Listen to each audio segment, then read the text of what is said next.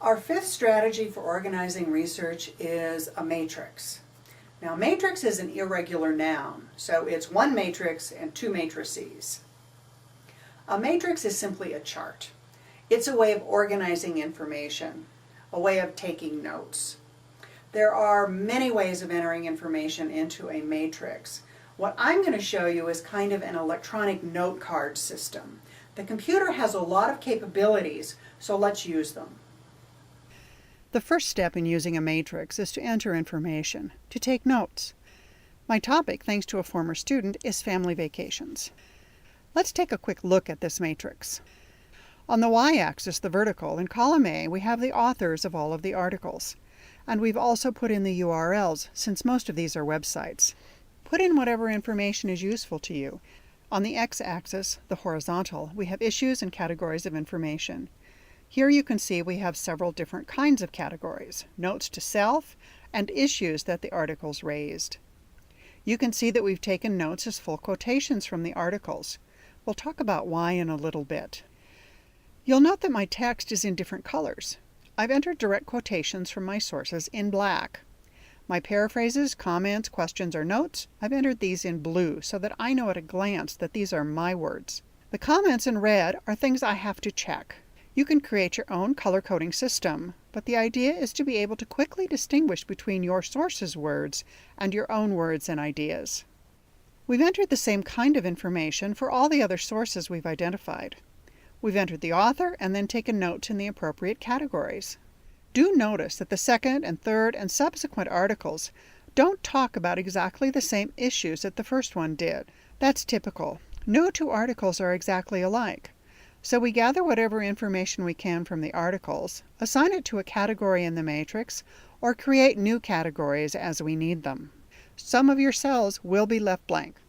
Later we can look at where that information overlaps and where the information differs. That's the process of analysis. The next step is to use the matrix to begin analyzing what we found. I set up my matrices with the issues in the vertical columns because the human eye seems to work better with vertical columns of information. I'm going to look first at the benefits of vacationing. The first entry says, probably the greatest benefit of scheduling a summer vacation with your family is the amount of time you will be able to spend together. I interpret that passage as saying that spending time together is the greatest benefit, so I'll note that for our purposes in red. The next entry says that the benefit of family vacations is relaxation, so let's highlight that in blue. The third entry says family vacations increase tax revenues. How about green for money? We continue this process for all the notes we have taken on this issue. Then we can list the benefits of family vacations and give some greater priority than others. The idea behind a matrix is that it makes it easy to look at the information we've found, highlighting good and bad points, looking for agreement or disagreement, and beginning to see patterns in what the experts are saying.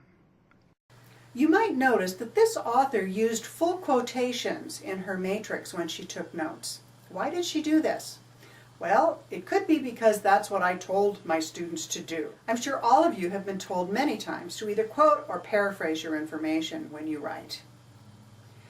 For our purposes, I like to make a third distinction. I want to distinguish between a quotation, a paraphrase, and a summary.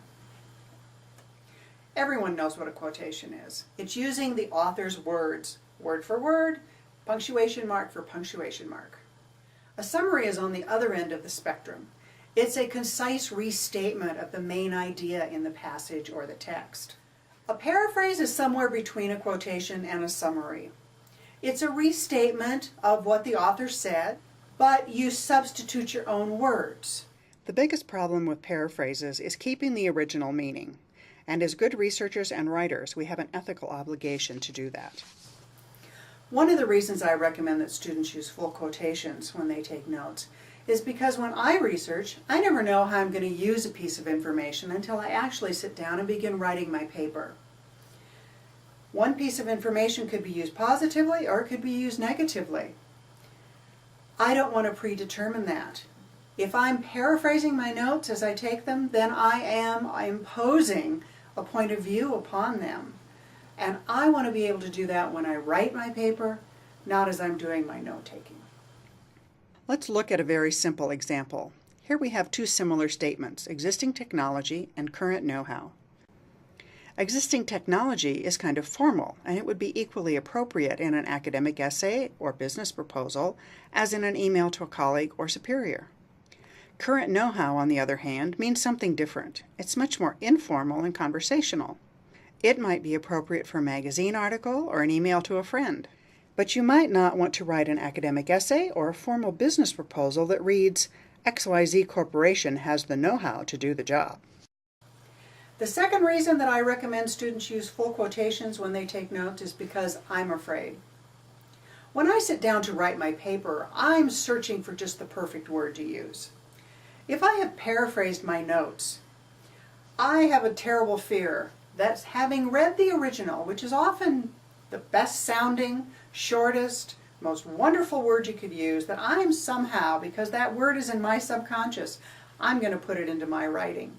And then I'm going to have problems with my version being much too close to the original. Let's use our technology and know-how problem as a quick example. Let's say the original text said existing technology, and I paraphrase that as current know-how. Then I sit down to write, and I begin thinking about what know-how means, and what the exactly right word for my paper is. Know-how is ability, knowledge, methods, but it's kind of hands-on. What I really want is technology, because it has that quality of using machinery, programs, and advanced knowledge to complete a task. Using technology.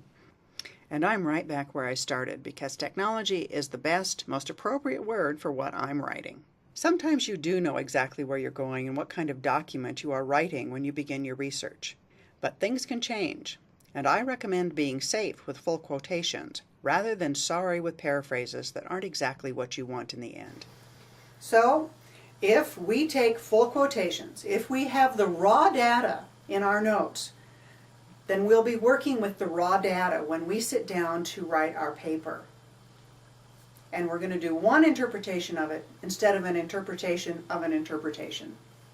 One final comment on taking notes in a matrix. It's a really good idea to put down the page number of where you found your quotation or piece of information.